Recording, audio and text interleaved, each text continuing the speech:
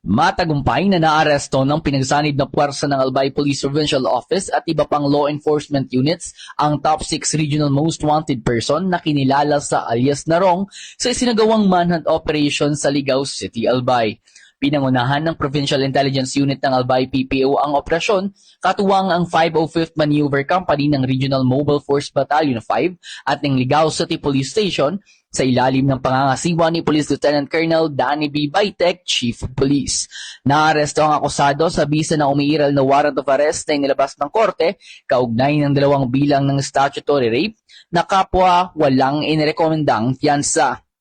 Matapos sa pag-aresto, pinaalam sa akusado ang kanyang mga karapatan alinsunod sa batas na wikang kanyang nauunawaan.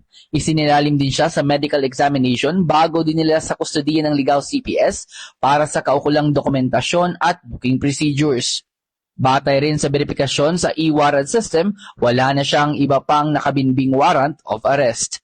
Pinuri ni Police Colonel Noel Donato Nunez, Provincial Director ng Albay PPO, ang matagumpay na operasyon at muling iginiit ang patuloy na pagtutok ng Albay PPO sa paghahabol at pag-aaresto ng mga wanted person bilang bahagi ng kampanyang Serbisyong Noel, nararapat, organisado, epektibo at laging maaasahan.